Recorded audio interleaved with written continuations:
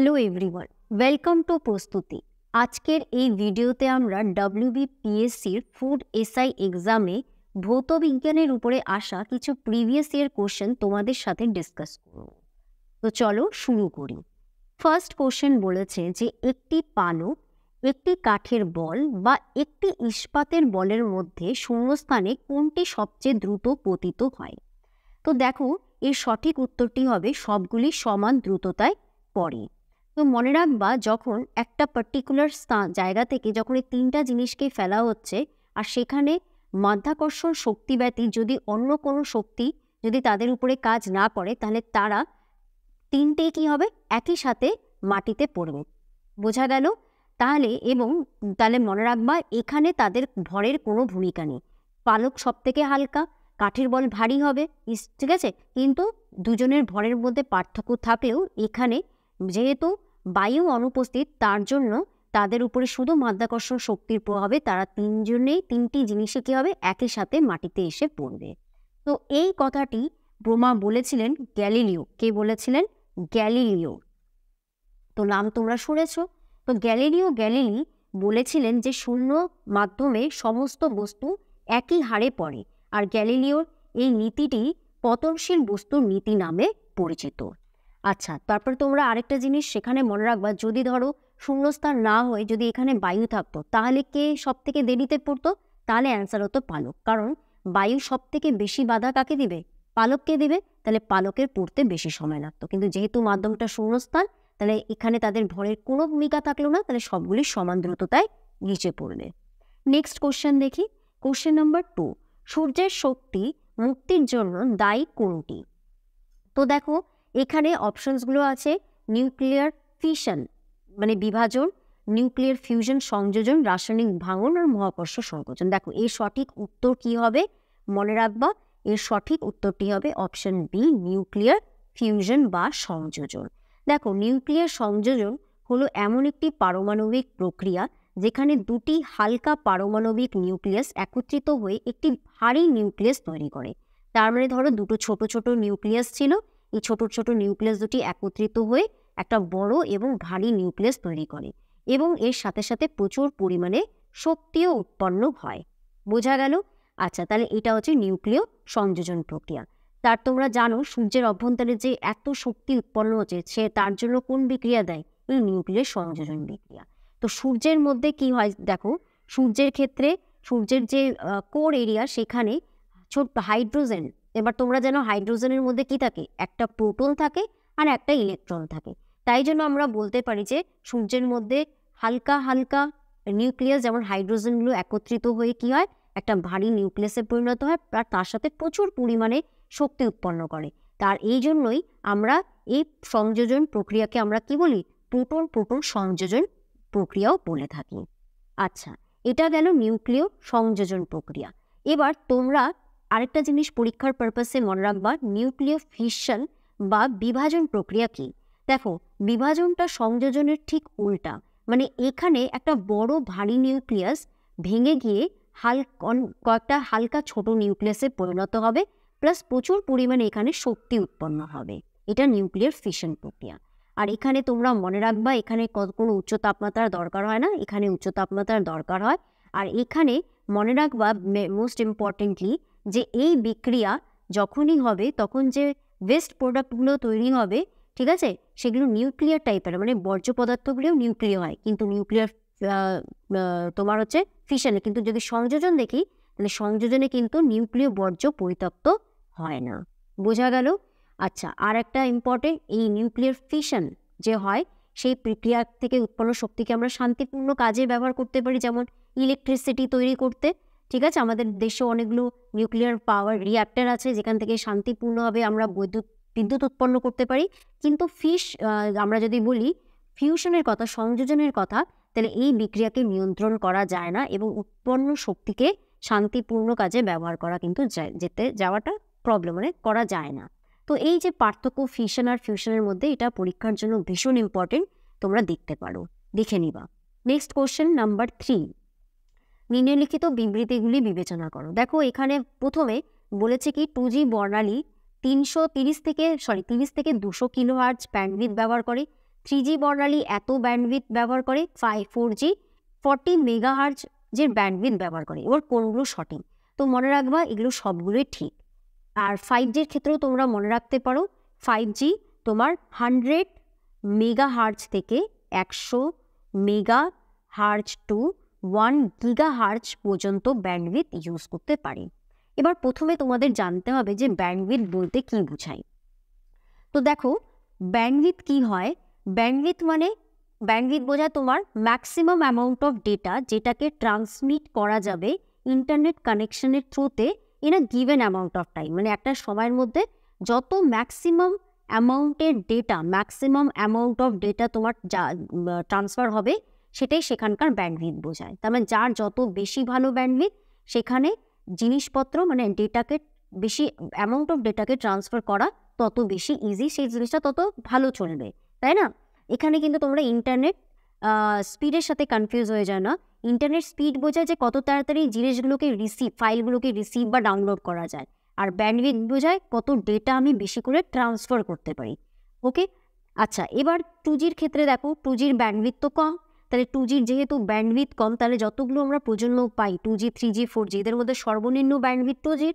তাহলে এখানে মোটামুটি ডেটা ট্রান্সমিট করার অ্যামাউন্টটা কম, আর এখানে তাই জন্য এগুলোকে আমরা বেসিক কাজে ব্যবহার করি, যেমন হচ্ছে বলতে পারো হচ্ছে টেক্সট মেসেজিং, ঠিক আছে? মেসেজ করার সময় আমরা এই 2G ব্যান্ডউইথ ইউজ করতে পারি। 3G অবভিয়াসলি এর থেকে একটু বেটার ব্যান্ডউইথ, তাহলে এখানে স্পিডটাও দ্রুতগতিতে ডেটা ট্রান্সফার হবে, আর এখানে মোটামুটি গুগল ওয়েব ব্রাউজিং বা গানের স্ট্রিমিং করার সময় আমরা এটাকে ইউজ করি।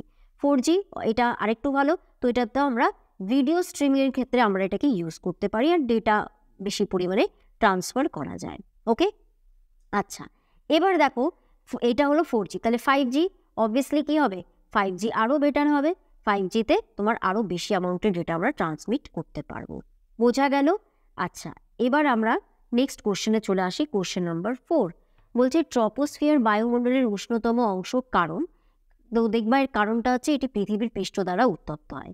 তো তোমরা জানো এটা ভূপৃষ্ঠ, এখানে কি আছে? ভূপৃষ্ঠের উপরে বায়ুমণ্ডলের অনেকগুলো স্তর আছে, সবচেয়ে নিম্ন স্তর ট্রপোস্ফিয়ার, দেন স্ট্র্যাটোস্ফিয়ার, দেন মেসোস্ফিয়ার, তারপরে থার্মোস্ফিয়ার, তারপরে এক্সোস্ফিয়ার। তাহলে এই ট্রপোস্ফিয়ারের গরম হয় কেন? কারণ এটা পৃথিবীর পৃষ্ঠের পাশে আছে। তাহলে ধরো সূর্য থেকে যদি আগত রশ্মি পৃথিবীতে আসে তখন মনে রাখবা এখান থেকে পৃথিবী থেকে সেই রশ্মিটা এনার্জিটা রিফ্লেক্ট হয়ে যায় এবং সেটা মেইনলি প্রথমে ট্রপোস্ফিয়ারকে গরম করে। তাহলে ট্রপোমণ্ডল সবচেয়ে বেশি উত্তপ্ত হয় কারণ ভূপৃষ্ঠ থেকে বিকিরিত তাপশক্তি একে উত্তপ্ত করে। কিন্তু তোমরা জানো ধরো আমরা যত উপরে যাই তত কি হয়? ঠান্ডা লাগে, টেম্পারেচার কমতে থাকে। তাহলে ট্রপোস্ফিয়ারও মনে রাখবা উচ্চতা বৃদ্ধির সাথে সাথে তাপমাত্রা কমতে থাকে। তাহলে কত কমে? প্রত্যেক 1 কিলোমিটারের যদি উপরে যাও তাহলে 6.5 ডিগ্রি সেলসিয়াস করে তাপমাত্রা কমতে থাকবে। এবার ট্রপোস্ফিয়ারের পরে আমরা স্ট্র্যাটোস্ফিয়ারে যাই। মনে রাখবা স্ট্র্যাটোস্ফিয়ারের যে নিচের লেয়ারটা আছে সেটাকে আমরা বলি ওজোন লেয়ার। দেখতে পাচ্ছ তোমরা ওজোন লেয়ার? এই ওজোন লেয়ারের কাজ কি? এটি সূর্যের হার্মফুল ইউভি রেস থেকে রশ্মি থেকে আমাদের রক্ষা করে। তারপরে আসছে হচ্ছে মেসোস্ফিয়ার। মনে রাখবা মেসোস্ফিয়ার হচ্ছে আবার কি হয়? এখানে একটা জিনিস তোমরা মনে রাখবা, যেমন ট্রপোস্ফিয়ারে উচ্চতা বাড়ার সাথে সাথে টেম্পারেচার কি হয়? টেম্পারেচার কমতে থাকে, কিন্তু স্ট্র্যাটোস্ফিয়ারে দেখা যায় উচ্চতা বাড়ার সাথে সাথে টেম্পারেচার বাড়তে থাকে। কিন্তু মেসোস্ফিয়ারে আবার কি হয়? টেম্পারেচার কি হয়? কমতে থাকে উচ্চতা বাড়ার সাথে সাথে। তারপরে আসে থার্মোস্ফিয়ার এবং লাস্টে আসে এক্সোস্ফিয়ার। বোঝা গেল? আচ্ছা, তো থার্মোস্ফিয়ার এখানেও কি হয়? এখানেও কিন্তু মনে রাখবা এখানেও হাইট বাড়ার সাথে সাথে উষ্ণতা বাড়বে। আচ্ছা, তাহলে ক্লিয়ার হলো ব্যাপারটা? আচ্ছা, নেক্সট আমরা চলে আসি কোশ্চেন নাম্বার 5-এ। নিম্নলিখিত কোনটি পুনর্বিকরণযোগ্য শক্তি উৎস নয়? দেখো ফার্স্টে তোমাদেরকে বুঝতে হবে যে এই পুনর্বিকরণ যোগ্য শক্তি বলতে আমরা কি বুঝি। তো এখানে এই টাইপের শক্তিকে বোঝায় যা স্থিতিশীল, মানে যেটা কোনোদিন শেষ হয়ে যাবে। যেমন সৌরশক্তি কি কোনোদিন শেষ হবে? আমরা যে সোলার সেল ইউজ করি, সোলার সেল মানে সূর্যের রশ্মিকে ইউজ করে কি করা হয়? ইলেকট্রিসিটি প্রডিউস করা হয়। বায়ু শক্তিতে বায়ুর যে স্পিড সেটাকে ইউজ করে ইলেকট্রিসিটি তৈরি করা হয়। তো কি এগুলো কখনো শেষ হয়ে যাবে কি? হবে না। তাহলে এই টাইপের শক্তিগুলোকে আমরা কি বলি? পুনর্বিকরণযোগ্য শক্তি বলি। বোঝা গেল? এবার তার মানে এখানে যেই অপশনসগুলো আছে তার মধ্যে সব অ্যান্সারটা কি হবে? কোনটা পুনর্বিকরণ শক্তি নয়? জ্বালানি কোষ বা যেটাকে আমরা বলি ফিউল সেল। এবার এই জ্বালানি কোষ কি হয়? তোমরা মনে রাখবা, ফিউল সেল হচ্ছে এমন একটি তড়িৎ রাসায়নিক কোষ যেখানে হাইড্রোজেন, এখানে কি করায়? হাইড্রোজেন আর অক্সিজেন এই দুটোর বিক্রিয়া করা হবে, বিক্রিয়া করে একটা কারেন্ট তৈরি করা হবে, ইলেকট্রিসিটি তৈরি করা হবে, এবং এখানে বাই প্রোডাক্ট হিসেবে কি তৈরি হবে? জল আর হচ্ছে তাপ তৈরি হবে। বোঝা গেল? এইটা হচ্ছে আমাদের ফিউল সেল। এবার তার মানে এই সেলকে ইউজ করে আমরা কি পাবো? আমরা এনার্জি পেতে পারি। এর ইউজেস যদি বলো, মনে রাখবা অ্যাপোলো স্পেস প্রোগ্রাম সহ অনেক মহাকাশ অভিযান পরিচালনা করতে ফিউল সেল ইউজ করা হয়। বৈদ্যুতিক যানবাহন, এগুলো সব জায়গায় ফিউল সেলকে ইউজ করা হয়ে থাকে। এবার মনে রাখবা আমাদের হচ্ছে গভর্নমেন্ট থেকে, মানে আমাদের মিনিস্টার আছেন হরদীপ সিং পুরী, ওনার এমনি লঞ্চ করেছিলেন তোমার green hydrogen powered fuel cell buses new দিল্লিতে। তো হাইড্রোজেন পাওয়ার মানে তো অবভিয়াসলি ফিউল সেলে আমরা হাইড্রোজেন তো দিচ্ছি। গ্রিন হাইড্রোজেন কথার মানেটা হচ্ছে যে এই যে হাইড্রোজেন যে ইউজ করা হচ্ছে ফিউল বা সেল বা জ্বালানি কোষে, সেই হাইড্রোজেনটাও কি হবে তৈরি হচ্ছে? রিনিউয়েবল সোর্সেস দ্বারা তৈরি হচ্ছে। ওকে, আচ্ছা, যার মানে যেখানে দূষণটা কম হয়। নেক্সট চলে যাই কোশ্চেনে। বায়ুমণ্ডলে উপস্থিত নিষ্ক্রিয় গ্যাস কি? দেখো, বায়ুমণ্ডলে তোমরা জানো কি থাকে? নাইট্রোজেন থাকে, তারপরে অক্সিজেন থাকে, তারপরে নেক্সট কি আর্গন থাকে, কার্বন ডাইঅক্সাইড আর আদার কিছু কিছু গ্যাসেস থাকে। তো এদের মধ্যে তোমরা জানো আমাদের হচ্ছে যদি তোমরা পর্যায় সারণী দেখে থাকো তাহলে বুঝতে পারবা যে এখানে কি আছে? হিলিয়াম, নিয়ন, আর্গন, ক্রিপ্টন, জেনন আর রেডন, এই সবগুলো কি নিষ্ক্রিয় গ্যাস। এর মধ্যে কি হয়? তাহলে এর মধ্যে যে অপশনসগুলো আছে তার মধ্যে অ্যান্সারটা কি হবে? আর্গন হবে। এবং এখানে মনে রাখবো এই যে আরএন মানে রেডন, এই রেডনটা শুধুমাত্র তেজস্ক্রিয় হয়। তার মানে বাকি নিষ্ক্রিয় গ্যাসের মধ্যে শুধু রেডন কি হয়? একটা তেজস্ক্রিয় নোবেল গ্যাস বা নিষ্ক্রিয় গ্যাস। বোঝা গেল? আচ্ছা, আর মনে রাখবা তাহলে এইখানে যে আমাদের বায়ুতে যেগুলো যেগুলো নিষ্ক্রিয় গ্যাস পাওয়া যায় তার মধ্যে থেকে সব থেকে বেশি কি থাকে? আর্গন, আর সব থেকে কম থাকে জেনন। বোঝা গেল? আচ্ছা, নেক্সট কোশ্চেন চলে যাই। সবচেয়ে নমনীয় ধাতু কি? দেখো, নমনীয়তা কথাটার মানেটা হচ্ছে, ধরো এইখানে এই ধাতু, এটাকে আমরা হাতুড়ি দিয়ে মেরে মেরে কি করছি? যে কোনো আকারে শেপ দিতে পারছি। তাহলে এই টাইপের ধাতুকে আমরা কি বলি? নমনীয় ধাতু। তো এখানে অ্যান্সারগুলো হবে সবচেয়ে বেশি নমনীয় ধাতু কি হবে? সোনা। এবার প্রসারণশীলতাও তোমরা জেনে রাখো। প্রসারণশীলতা মানে ধরো এখানে কি আছে? সোনা আছে। এবার মনে রাখবা 1 গ্রাম গোল্ড বা সোনাকে আমরা কি করতে পারি? এর থেকে আমরা 2 কিলোমিটার দৈর্ঘ্যের একটি তার তৈরি করতে পারি। তার মানে প্রসারণশীলতা মানে কি? একে আমরা টেনে টেনে কি করতে পারি? তারে পরিণত করতে পারি। এটাই প্রসারণশীলতা বোঝায়। তাহলে এখানে প্রসারণশীলতার দিক থেকেও দেখো সোনাকে কত কিলোমিটার দৈর্ঘ্য তার তৈরি করে দিচ্ছি আমরা, তাই না? তাহলে এটা হচ্ছে নমনীয়তার প্রসারণশীলতা। নেক্সট আমরা দেখি কি বলেছে question number 8, the non metal that conducts heat and current. এটার অ্যান্সার কি হবে? এটার অ্যান্সার হবে গ্রাফাইট। ওকে, এবার তোমরা এখানে মনে রাখতে পারো এই যে কার্বন, ঠিক আছে? গ্রাফাইট অ্যাকচুয়ালি কি? তোমরা কার্বন জানো, কার্বনের অনেকগুলো রূপভেদ আছে, যেমন ডায়মন্ড, গ্রাফাইট, গ্রাফিন, ফুলারিন। তো এগুলো কার্বনের বিভিন্ন রূপভেদ বা অ্যানোট্রপ। তো এর মধ্যে গ্রাফাইট হচ্ছে এমন একটি রূপভেদ যা হিট অ্যান্ড কারেন্ট কন্ডাক্ট করতে পারে। তো এখানে দেখো এইগুলো সবগুলোর মধ্যে শুধু কার্বন আছে, কিন্তু তাও গ্রাফাইট কালো রঙের দেখতে, কিন্তু ডায়মন্ড এত চকচক হিরে চকচক করে, তাই না? কারণ এদের সবগুলোর মধ্যে পার্থক্য কি? অ্যারেঞ্জমেন্ট। মানে এর মধ্যে কার্বন যে অ্যাটমগুলো আছে যেগুলো কীভাবে অ্যারেঞ্জ হবে সেই অ্যারেঞ্জমেন্টের উপরে এদের স্ট্রাকচারটা ডিপেন্ড করছে। তাই জন্য আমরা এদেরকে কি বলি? অ্যালোট্রপ বলি। তো ডায়মন্ড তোমরা জানোই, ডায়মন্ড সব থেকে মানে হিট পরিবহন ক্ষমতা ভালো, কিন্তু ইলেকট্রিক্যাল কন্ডাক্টিভিটিতে ডায়মন্ড কি হয়? পোর। আর এটা হার্ডেস্ট সাবস্টেন্স, এটাকে আমরা জুয়েলারি তৈরি করতে ইউজ করি। গ্রাফাইট তো তোমরা জানোই ইলেকট্রিক্যাল কন্ডাক্টিভিটি ভালো। আর হচ্ছে যদি গ্রাফিনের কথা বলো, গ্রাফিন নিয়ে খুব রিসার্চ চলছে। এটি ইলেকট্রিক্যাল কন্ডাক্টিভিটি খুবই ভালো। একে আমরা ড্রাগ ডেলিভারি পারপাসে, ক্যান্সারের ট্রিটমেন্ট করতে এগুলোতে আমরা ইউজ করে থাকি।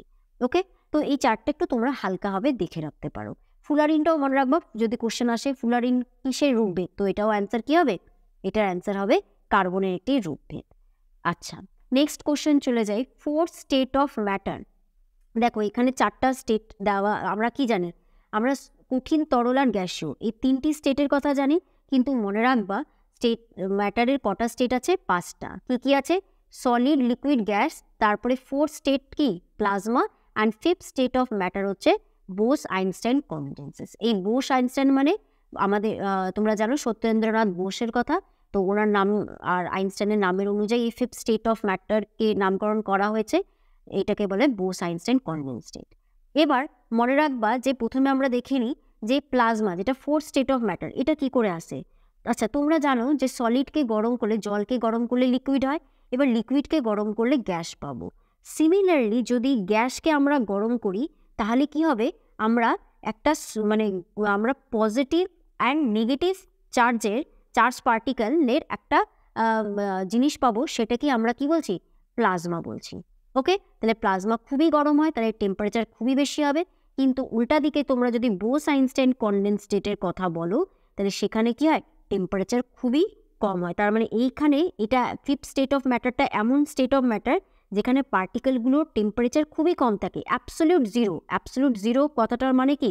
-273.15 ডিগ্রি সেলসিয়াস, এত কম তাপমাত্রা। তার মানে এটা খুবই ঠান্ডা, এই প্লাজমাটা খুবই গরম হয়। বোঝা গেল? নেক্সট কোশ্চেনে চলে যাই। কোশ্চেন নাম্বার 10 কি বলেছে, যে pressure cooker cooks rice ফাস্টার because. দেখো এবার প্রেশার কুকারে তোমরা জানো রান্না তাড়াতাড়ি হয়, কারণ এখানে কি হয়, দেখো কুকারের ভিতরে আমরা ধরো খাবার রাখছি, রেখে জল দিয়ে আমরা ঢাকনা ক্লোজ করে দিচ্ছি, তাহলে এটা যখনই আমরা নিচে থেকে কি দিব? হিট দিব, তাহলে এর কি হবে? টেম্পারেচার বাড়বে। এবার তোমরা মনে রাখবা আইডিয়াল একটা গ্যাসের একটা ইকুয়েশন আছে, তার মানে টেম্পারেচার বাড়ালে কি হয়? প্রেশার বাড়ে।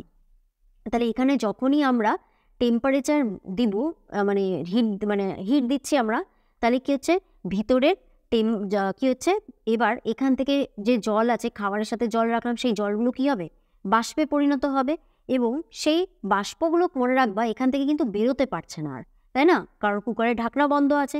তাহলে এবার সেই বাষ্পগুলো ভিতরেই থাকছে, এবং সেই বাষ্প কি হচ্ছে? বেশি করে প্রেশার দিচ্ছে, চাপ দিচ্ছে, তার মানে টেম্পারেচারের সাথে সাথে চাপ বাড়ছে, এবং এই চাপ বাড়ার ফলে মনে রাখবা যে জলের স্ফুটনাঙ্ক বা বয়লিং পয়েন্টও বেড়ে যায়। তাহলে মনে রাখবা যে জলের বয়লিং পয়েন্ট নর্মালি কি হয়? 100 ডিগ্রি সেলসিয়াস, কিন্তু প্রেশার কুকারে সেটা 120 ডিগ্রি সেলসিয়াসের কাছাকাছি চলে যায়, বা তার থেকে একটু বেশি হতে পারে। তাহলে যখনই জলের স্ফুটনাঙ্ক বেড়ে যাচ্ছে, তার মানে এখন জল ফুটতে কি হবে? বেশি 120 ডিগ্রি সেলসিয়াস লাগবে, তার মানে কি বেশি পরিমাণে হিট অ্যাবজর্ব করবে, তাহলে খাবার কি হবে? ভালো করে কুক হতে পারবে। বোঝা গেল? এবার এই ঠিক একই কনসেপ্টটা লাগানো কোথায় হয়? যে হায়ার অল্টিটিউড, মানে পাহাড়ের ক্ষেত্রে। দেখো যদি উচ্চতায় পাহাড়ে তোমরা যাও, তাহলে কী হবে? পাহাড়ের উপরে বায়ুমণ্ডলের চাপ কী হয়? কমে যায়। এবার প্রেশার কম, মানে কী হবে? স্ফুটনাঙ্ক জলের কমে যাবে। ওখানে কি হয়? জল 100-র নিচে, মানে 80-85 এগুলোতেই ফুটতে থাকে। তাহলে জল যদি কম তাপমাত্রায় ফুটে যায়, তাহলে খাওয়ার কি হবে? দেখো দেখা গেলো 85 ডিগ্রি যেতে যেতেই জল ফুটতে শুরু করে দিল, ঠিক আছে? তাহলে খাওয়ার কি হবে? তাহলে ঠিকঠাক তাপ শোষণ করতে পারবে না, তাহলে খাবার ভালোভাবে তৈরি হতে পারবে না, মানে আন্ডারকুক থেকে যাবে। তো এই জন্য পাহাড়ি এলাকায় কি বলা হয়? প্রেশার কুকার ইউজ করতে বলা হয় খাবার তৈরির জন্য। তাহলে মনে রাখবা যে প্রেশার কুকারে কী নীতি ইউজ করা হয়? হাই প্রেশার আমাদের বয়লিং পয়েন্ট ইনক্রিজ করে দেয়, এই কনসেপ্টটাকে কাজে লাগানো হয়। তাহলে প্রেশার বাড়লে বয়লিং পয়েন্ট বাড়বে, প্রেশার কমলে বয়লিং পয়েন্ট কমবে। নেক্সট কোশ্চেনটাই 12 নম্বর। A body moving uniformly along a circular path has. মনে রাখবা একটি বস্তু যদি, এটা একটা বস্তু, এটা যদি কনস্ট্যান্ট একটা সার্কুলার পাথে ঘুরে, ধরো ওই যে হাতে আমরা যদি একটা সুতোর মধ্যে যদি একটা পাথর আটকে দিয়ে যদি গোল গোল ঘুরাই, তাহলে সেটা কী টাইপের মোশন হবে? সার্কুলার মোশন, গোল গোল ঘুরছে। তাহলে এখানে মনে রাখবা যখনই বস্তুটি গোল গোল ঘুরে, তাহলে তার যে স্পিড হয়, দ্রুতি, স্পিড মানে দ্রুতি, এই দ্রুতিটা কী হয়? কনস্ট্যান্ট থাকে। ভেলোসিটি মানে বেগ চেঞ্জ হতে পারে, কিন্তু তোমার দ্রুতিটা কনস্ট্যান্ট থাকবে। আচ্ছা, আরেকটা পরীক্ষার জন্য মনে রাখবা যখন এই বস্তুটা সার্কুলার পাথে ঘুরবে, তাহলে ওর একটা কেন্দ্রের অভিমুখে একটা বল অনুভব করবে। তাহলে কেন্দ্রের অভিমুখে যদি বল অনুভব করে, তাহলে একটা ত্বরণ অনুভব করবে।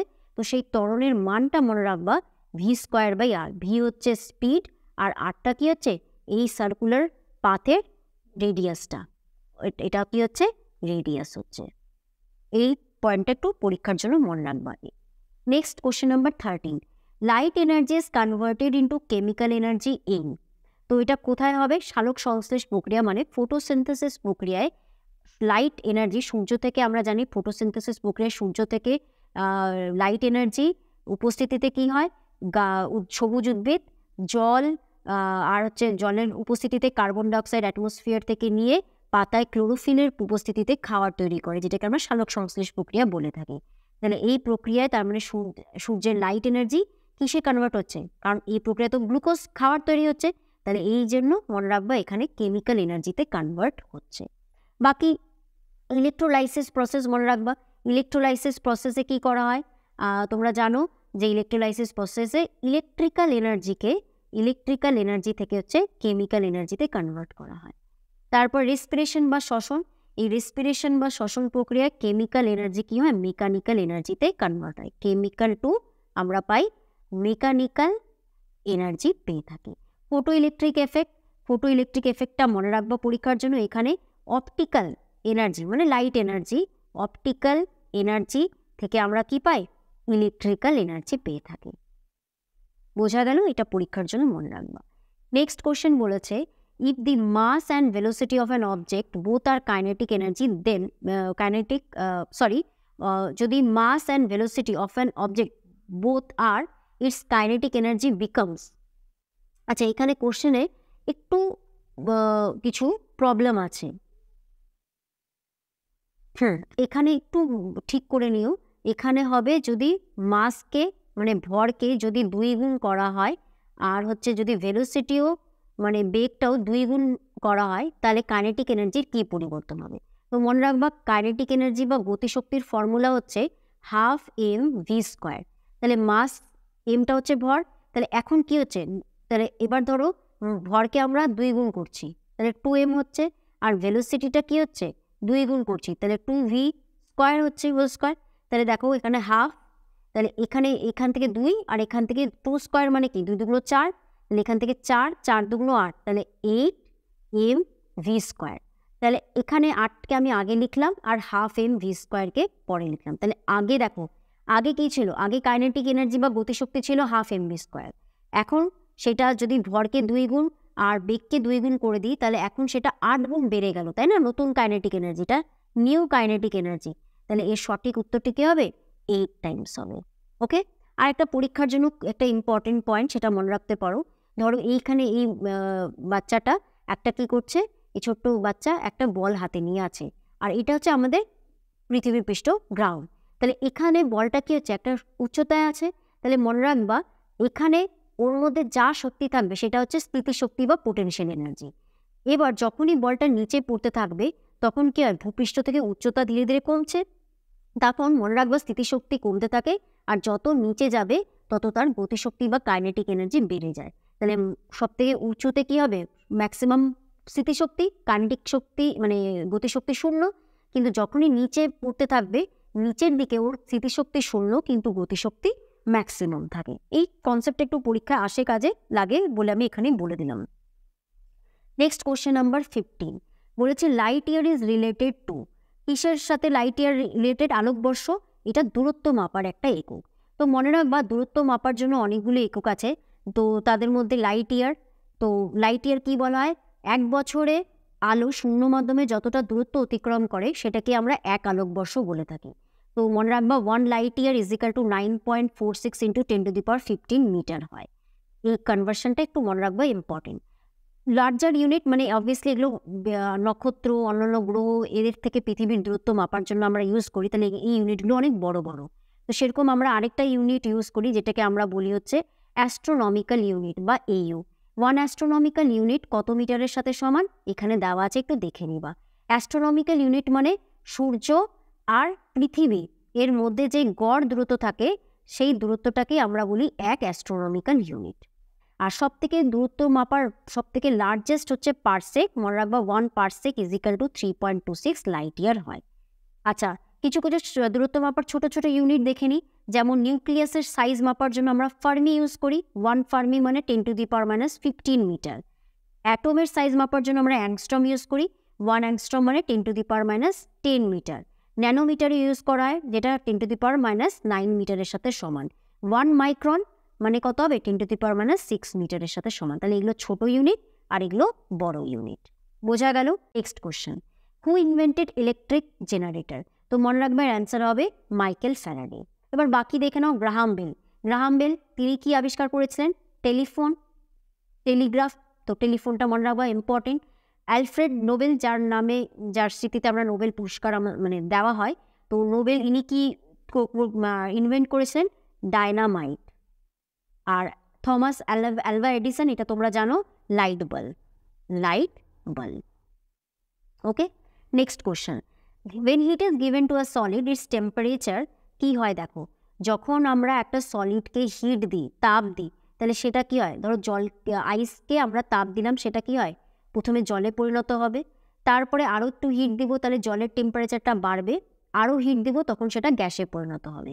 তাহলে এবার ধরো একটা আইসের কিউব যার টেম্পারেচারটা হচ্ছে 0 ডিগ্রি সেলসিয়াস, তো তাকে যখন আমরা প্রথমে হিট দিব, তখন দেখা যায় প্রথমে তার উষ্ণতা মানে টেম্পারেচার চেঞ্জ হয় না, কিন্তু সে শুধু গলে গিয়ে জলে পরিণত হয়ে যায়। তাহলে 0 ডিগ্রি সেলসিয়াসের আইস গলে গিয়ে 0 ডিগ্রি সেলসিয়াসের জলে পরিণত হচ্ছে, এর জন্য আমরা কিছুটা তাপ দিচ্ছি, সেই তাপকে আমরা বলি লিন তাপ। তাহলে লিন তাপে উষ্ণতা চেঞ্জ হয় না, টেম্পারেচার সেম থাকে, কিন্তু ম্যাটারের ফেজটা চেঞ্জ হয়, সলিড থেকে লিকুইড হয়ে গেল। বোঝা গেল? তাহলে এখানে টেম্পারেচার চেঞ্জ হচ্ছে না, কিন্তু এই জলকে 0 ডিগ্রির তাপমাত্রার জলকে যদি আমরা আরও হিট দিই, তাহলে 0 থেকে 1, 2 করতে করতে কী হবে? 100 ডিগ্রির জল হবে। তাহলে এইখানে আমরা হিট দিচ্ছি যেখানে টেম্পারেচারটা চেঞ্জ হচ্ছে, ইনক্রিজ হচ্ছে। আবার এই জলকে 100 ডিগ্রির ওয়াটারকে আবার যখন আমরা হিট আরও দিব, তো প্রথমে কি হবে?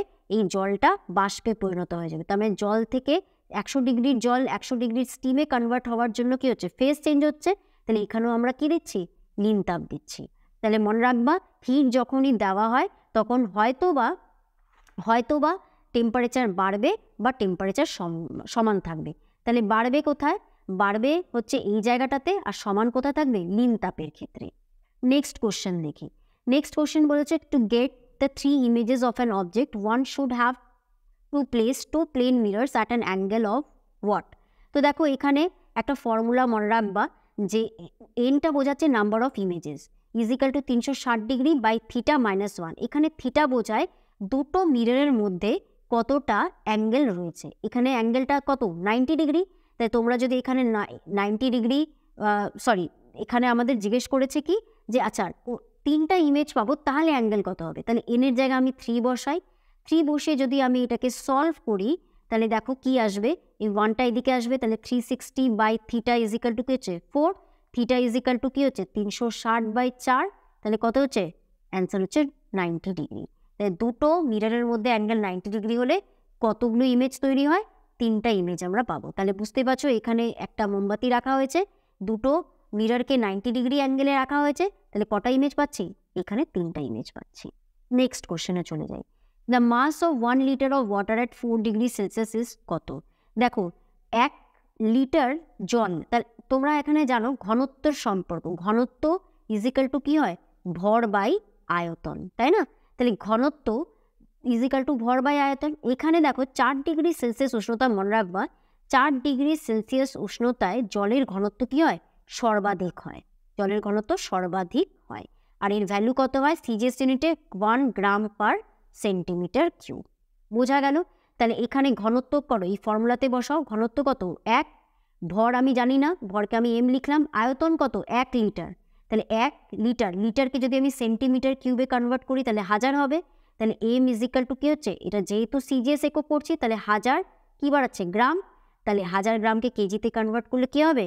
1 কেজি হবে, ইজিক্যাল টু 1 কেজি। বোঝা গেল?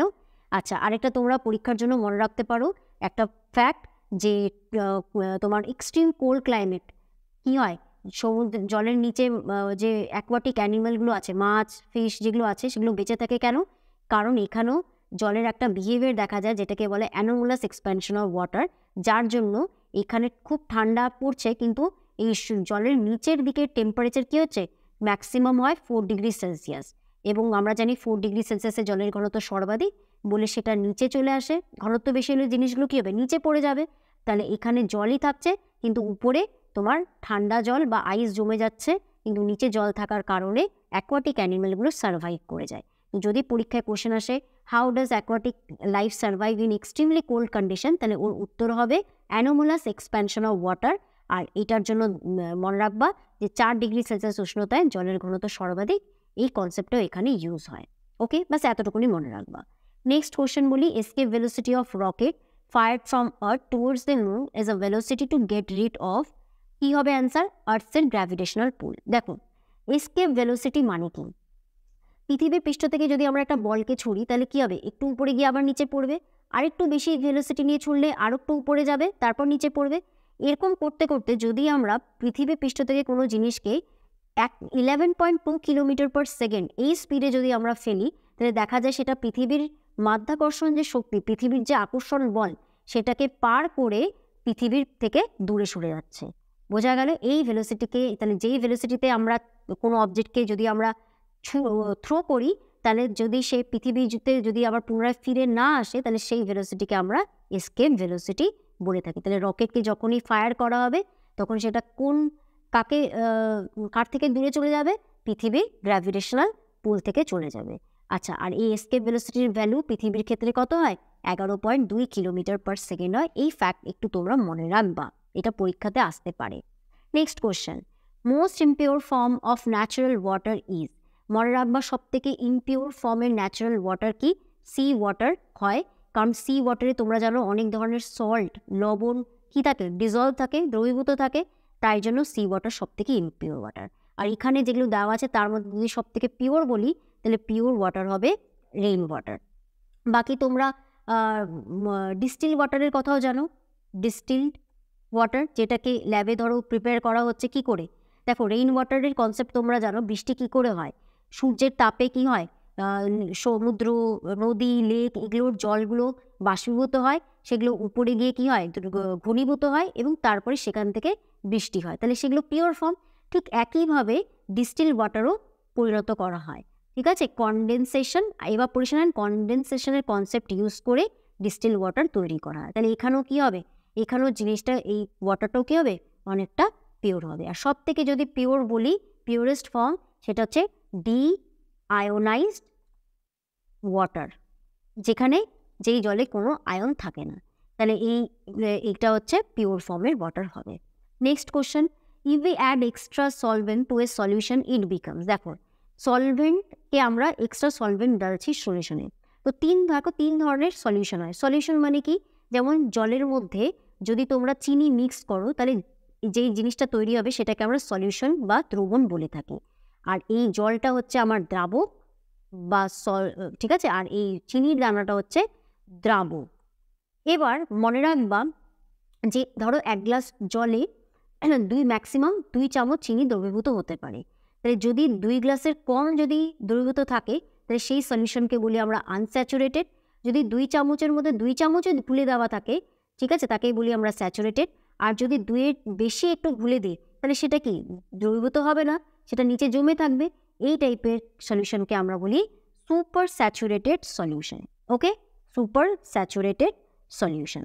তাহলে এখানে যদি এক্সট্রা সলভেন্ট যদি আমরা দিই, তাহলে কি হবে, তাহলে সেটা হচ্ছে সুপার মানে সেটা আর দ্রবীভূত হবে না। তার মানে মনে রাখবা এবার কি হচ্ছে,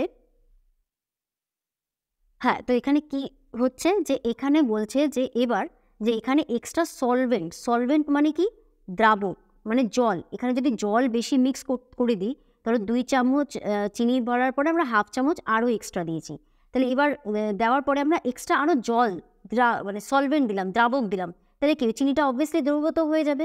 তার মানে কি সেটা কিসে পরিণত হয়ে আছে, নন স্যাচুরেটেডে পরিণত হচ্ছে, মানে এখানে আনস্যাচুরেটেডে পরিণত হচ্ছে। ওকে, এবার অপশনের মধ্যে আছে কলয়েডিয়াল সলিউশন। তো এখানে কলয়েডিয়াল সলিউশনের কি হয় সেটা তোমরা মনে রাখবা যে কোনো দ্রবণে যদি দ্রাবক পদার্থের কণাগুলির ব্যাস 10⁻⁻5 থেকে 10⁻⁻7 সেন্টিমিটারের হয়, তাহলে কণাগুলি ঠিকঠাক দ্রবীভূত হয় না। সেই কণাগুলি দ্রাবকের মধ্যে প্রলম্বিত অবস্থায় ইতস্তত ঘুরে বেড়ায়, এইরূপ দ্রবণকে আমরা কলয়েডিয়াল সলিউশন বলি। তাহলে তোমরা এর উদাহরণটা পরীক্ষার জন্য খুব ইম্পর্টেন্ট মনে রাখবা, কুয়াশা, ক্রিম, জেলি, ভাতের ফ্যান, ধোঁয়া, এগুলো সবগুলো কিসের উদাহরণ, কলয়েড রিয়েল সলিউশনের উদাহরণ, এটা মনে রাখবা। নেক্সট কোশ্চেন নাম্বার 23 কি বলেছে, essential oils are purified by, এখানে 4টা অপশান আছে, তাহলে এর উত্তর হবে স্টিম ডিস্টিলেশন। ডিস্টিলেশন মানে পাতল প্রক্রিয়া। তো এখানে দেখো অয়েল, তোমরা জানো জলের যদি আমরা বয়লিং পয়েন্ট বলি সেটা 100 ডিগ্রি সেলসিয়াস হয়, আর অয়েলের বয়লিং পয়েন্ট অনেকটা বেশি, ধরো 200 ডিগ্রি সেলসিয়াস। এবার যদি জল আর তেলকে যদি আমরা এরা মিক্স হয়ে আছে, এবার ধরো আমাদেরকে এখান থেকেই অয়েলটা বের করতে হবে, ধরো এই অয়েল বের করে আমরা এখান থেকে পারফিউম বানাবো, তাহলে এবার আমাকে একে সেপারেট করার জন্য আমরা কি মেথড ইউজ করবো, স্টিম ডিস্টিলেশন। তাহলে এখানে কি হয়, আমরা নিচে থেকে হিট দিব, ধরো এই পাত্রে দুটোকে রাখা আছে জল আর তেলকে, এবার হিট দিচ্ছি, তাহলে কার স্ফুটনাঙ্ক কম, জলের, তাহলে জল কি হবে তাড়াতাড়ি বয়েল হয়ে যাবে, বয়েল হয়ে সেটা বাষ্পে পরিণত হবে, স্টিমে কনভার্ট হবে, সেই স্টিমকে আমরা আলাদাভাবে কালেক্ট করে নেবো একটা পাত্রে, যেখানে আমাদের কনডেন্সড ওয়াটার আছে, এবং তারপরে যে দ্রবণটা পড়ে থাকবে, যে লিকুইডটা পড়ে থাকবে, সেখানে কি থাকবে, সেই অয়েলটা থাকবে, সেই অয়েলটাকে আমরা বের করে ইউজ করে নেব। তাহলে কি প্রক্রিয়া হচ্ছে এটা, স্টিম ডিস্টিলেশন প্রক্রিয়া। Next question number 24, the major constituent of air is, দেখো তোমরা জানো সকলেই যে এয়ারের মধ্যে অনেক ধরনের গ্যাসের মিক্সচার আছে, এয়ার ইজে আমাদের এয়ারটা কি হয় মিক্সচার, তাই না, মিক্সচার অফ গ্যাস। তাহলে এখানে নাইট্রোজেন আছে সব থেকে বেশি, তারপরে অক্সিজেন, দেন আর্গন, তারপরে হচ্ছে কার্বন ডাই অক্সাইড, তারপর বাকি আরও কিছু কিছু গ্যাসেস আছে। তাহলে সব থেকে বেশি কি থাকে, নাইট্রোজেন থাকে, আর অক্সিজেন কত থাকে, 21% থাকে। Next, atmosphere contains dust particles, salt grains, pollen grains, smoke, which are collectively known as, দেখো এইগুলো সবগুলোকে আমরা কি বলি, এরোসল বলে থাকি। ওকে, আচ্ছা, আর এখানে অপশনের মধ্যে তোমরা ওজন জানোই, তো একটু আগে একটা কোশ্চেন আমরা ওজন লেয়ারের কনসেপ্ট পড়লাম। তো ওজন লেয়ার কি করে, ওজন লেয়ার কোথায় থাকে, আমাদের স্ট্র্যাটোস্ফিয়ারের লোয়ার স্ট্র্যাটোস্ফিয়ারে থাকে, আর যেটা আমাদের সূর্যের হার্মফুল ইউভি রশ্মি থেকে আমাদেরকে রক্ষা করে। আচ্ছা, অপশন নাম্বার আরেকটা অপশন আছে যেটা সিএফসি বলছে, ক্লোরোফ্লুরোকার্বন। সিএফসি হচ্ছে ফুল ফর্ম ক্লোরোফ্লুরোকার্বন। এই ক্লোরোফ্লুরোকার্বনটা কি হয় তোমরা জানো, এইটা হচ্ছে রেসপন্সিবল হয় for depletion of ozone layer. আর এই সিএফসি কোথা থেকে বের হয়, রেফ্রিজারেটর, এয়ার কন্ডিশনার, এগুলো থেকে সিএফসি বের হয়, আর এটা উপরে গিয়ে স্ট্র্যাটোস্ফিয়ারে গিয়ে কি করে, ওজন লেয়ারের থিকনেসটাকে কমিয়ে দেয়। আচ্ছা, এটা তোমাদের একটা কোশ্চেন জিজ্ঞেস করছি যে ওজন লেয়ারের থিকনেস কোন ইউনিটে মাপা হয়, এই কোশ্চেনের অ্যান্সারটা তোমরা কমেন্ট বক্সে কমেন্ট করো। ওকে, তাহলে এখানে আমরা ফুড এসআই এক্সামের প্রিভিয়াস ইয়ার কিছু কোশ্চেন ডিসকাস করলাম ভৌতবিজ্ঞানের উপরে, আর আগামী দিনে আমরা আরও বিভিন্ন এক্সামের জন্য ভিডিওস আমরা নিয়ে আসবো। তোমরা আমাদের চ্যানেলের সাথে যুক্ত থাকো, তোমাদের ফিডব্যাক আমাদের কমেন্ট সেকশনে জানাতে পারো কমেন্ট করে। Thank you.